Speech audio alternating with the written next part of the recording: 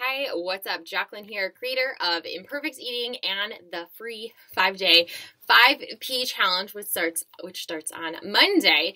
I'm back on day 3, letting you know about all the crappy things that I used to do that honestly just made me feel gross, and how imperfect eating helps me move away from that pain towards feeling pretty good, feeling pretty normal. So in video 1, I shared how only eating processed carbs or not eating at all led to me binging, snacking, just constantly feeling gross later in the day. In video 2, I shared how adding protein to my meals, that actually helps me stay fuller, longer. And so those are the first 2 P's, the adding plants and adding protein. And today we're going to talk about, well, it being Pizza Friday, it's a great day to talk about this. So when you eat a slice of pizza, if you are that person that's like, cool, now I'm eating pizza. If I let myself have a slice of pizza, now I've opened up the floodgates and I'm eating all of the pizza, plus I'm eating all of the cookies, plus I'm eating all of the kettle corn, plus I'm going to have that chocolate cake that doesn't even taste good, but I've already started eating and I already feel like crap, so why not? Why not just keep eating? So if that's you, if you're in that place, you're in the right place. So today we're going to learn how to have some without having all, and it takes practice. I put a big emphasis on the word learn.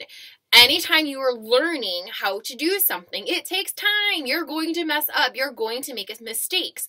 It takes practice. You won't learn how to play the piano in a day or in a week. You won't learn how to speak another language in a day or a week, right? It takes practice. So these things don't get solved in 30 days. Anytime you see these, 30-day weight loss challenge, 30-day clean eating challenge, it's like, cool, but then what? Like, you have to learn how to eat healthy. Like, you have to eat healthy the rest of your life. It's not this 30-day thing. It's like, how long do you want to live? That's how long you have to eat healthy.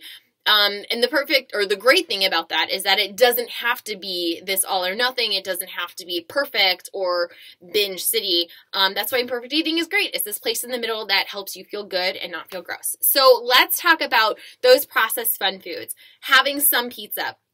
So probably around 10 years ago there was kind of a lot of things happening in my life.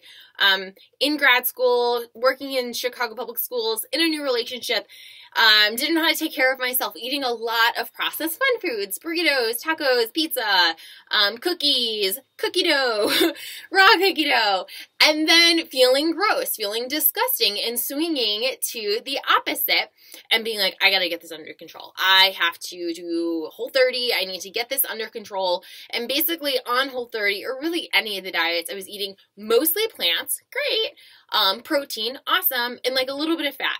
But nothing that wasn't perfect. Like it just had to be perfect and everything was lined up perfectly. And if it wasn't perfect, it created this sense of like, oh my gosh, you messed up. You weren't perfect. This all or nothing mindset.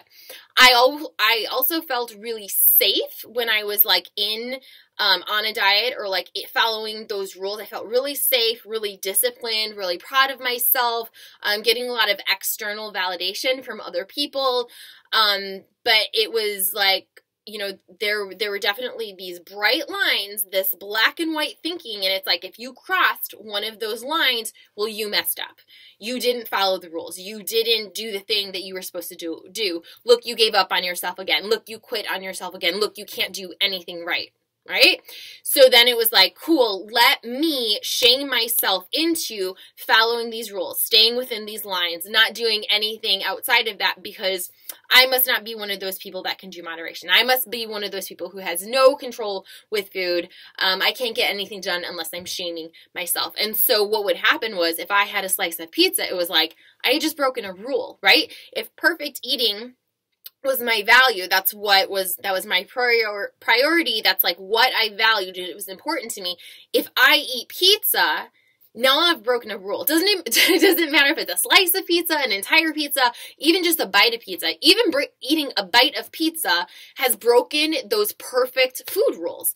So then it's like, well, if I just broke a rule by having a bite, having a little source of joy, even just eating a bite, Why don't I just eat 7 pieces? Why don't I just eat what else is there, right? And so because I valued food perfection, even just having a little bit of cheese meant I was completely off of Whole30. And if I wanted to do Whole30 again, I mean, what are the rules? You got to start over on day 1. There's no cheats, there's no slips, there's no mistakes. You have to start over on day 1. And so that all or nothing thinking kept putting me into this all or nothing action plan with food. And what I found is that's not a really helpful way to live life. Life is not black and white. There are so many different shades of gray in the middle. There are so many different things that pop up. It's really, really hard to be perfect with food and be a normal functioning citizen, to be a normal functioning adult and go different places.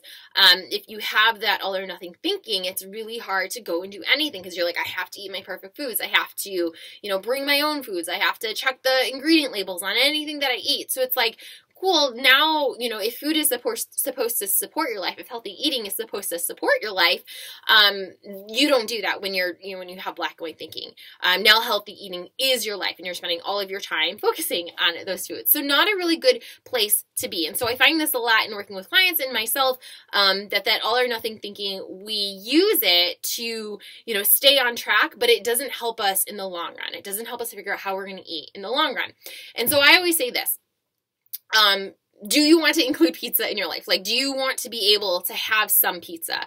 And people are always like, yeah, like I don't want to never get to eat pizza. It's just that when I have some pizza, it opens the floodgates, I lose control, and I feel disgusting. And I feel really mad at myself. Like we feel really mad at ourselves because we broke these rules. So the first thing that we have to do is kind of like redefine our values. What if we don't value food perfection anymore? What if we value imperfect eating? What if we value, feeling good and not feeling gross? And then that's our new value. I don't have to be perfect with food. I just want to figure out a way to feel good and not feel gross with food. If that's what we value, that's what is important to us. Then we start to think, well, what are the thoughts that a person that feels good with food and doesn't feel gross, what are the thoughts that person has? Well, that person would be thinking like, oh, I can have some without having all. I can eat until I'm satisfied without feeling overstuffed and gross. Those are the thoughts that person has. And the other thing that person does is they catch themselves. They listen for those thoughts that pop up that are like, now let's do it. Go get 17 pizzas. Let's order everything. We listen for those thoughts. So this is why I always say it's not just about the meals. It's also about the mindset about the meals. And until you change your mindset, until you come to understand and listen for these thoughts in your head, you're never actually going to change your life and become, the happiest, most confident version of yourself. Until you listen in on those thoughts and change your mindset, you will not change your life sustainably. So we have our thoughts and our beliefs about ourselves, and then we have our daily actions. Like, what are we doing? So, right? So, like, if my thoughts and beliefs about myself are, I can have some pizza without having all of the pizza, then those thoughts and beliefs fuel my actions. What are the things that I'm going to do? Well, if I'm a person who can have some but not all of the pizza, and that's what I'm telling myself, then I actually have to practice that. Like, I have to practice doing the thing that I just said. And this is where people kind of get tripped up because they think that they should magically be able to do it. I see this a lot in like the intuitive eating. Just give yourself permission to eat. And it's like that. Yes, give yourselves permission to eat, but also just jumping in and being like, cool, I know how to listen to my body. That's a really big jump for someone who has spent decades not listening to their body. So what I like to do is, cool, I know what foods make me feel good. We just talked about it in videos 1 and 2. I know plants make me feel good. I know protein makes me feel good. I feel full. I feel fuller longer. I feel satisfied, right? I like the taste of them. I like the taste of plants. I like the taste of protein. I'm going to make sure that I am using those foods to my benefit. I'm going to make sure that I'm having those foods so that I feel full and I feel good. And also, this is where the learning, the practice part comes in. I'm going to practice having some, but not all of the pizza. Some, but not all of the chocolate.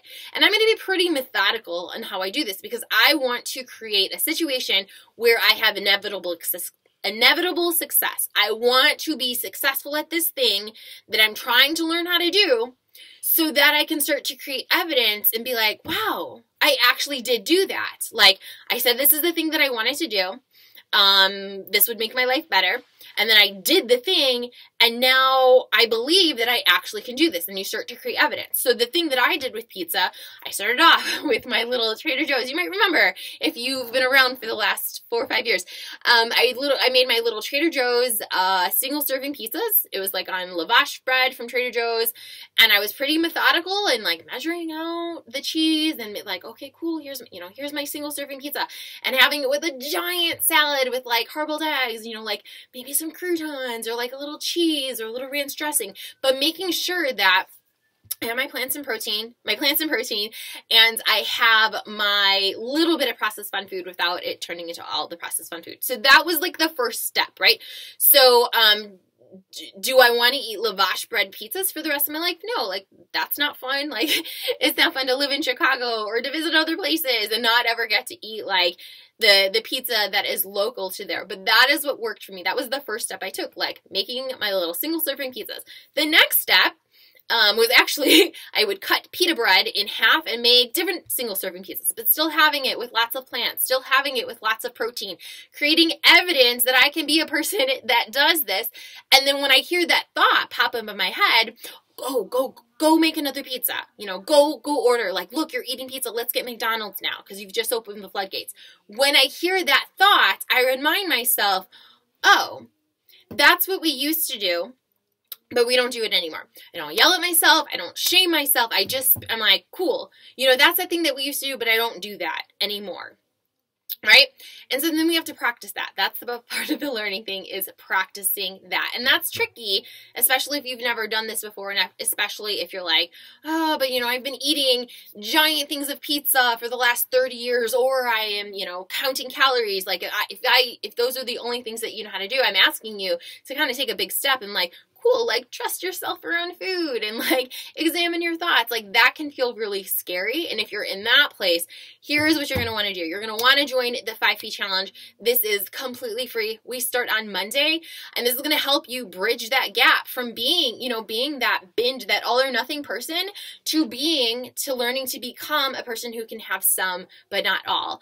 It can feel really tricky. It can feel really overwhelming, and it can feel like, oh my gosh, I'm going to gain all the weight. I'm going to feel disgusting. I don't know if I can trust myself. And it's like, cool, is that the life you want to live the rest of your life? Do you want to be, in your 80s and afraid of pizza? Do you want to be swinging back and forth on diets for the next 40 years? Probably not. So the 5P challenge, we start on Monday. Here's how the challenge works. Every day you are going to make a 5P meal. That can be your lunch, it can be a snack, it can be dinner, whatever. You're going to make a 5P meal. Notice how your body feels when you're eating this. Notice the thoughts that you say in your head about the meal and about yourself when you're eating it. Post it in the group. Every time you post, you're going to be entered into a $100 gift card to the grocery store of your choice. And then the second part of the challenge is that, right, that's like the meals part. We're going to be working on the mindset piece. So I'll have a video every single day up there for you, a training that you'll watch. You'll take the mindset tip, and then you'll apply it to your day that day and practice that. Remember, as we're learning something, it takes time and it takes lots of practice, lots of repetition. A kid learning his alphabet, it takes a lot of repetition, showing them the letters over and over. A kid learning how to read, learning to play piano, it takes a lot of repetition, and that's what we're going to do in the 5P challenge. The link, I will post it below. We start on Monday. I am so excited for it. I'll see you there. Take care, guys. Happy Pizza Friday.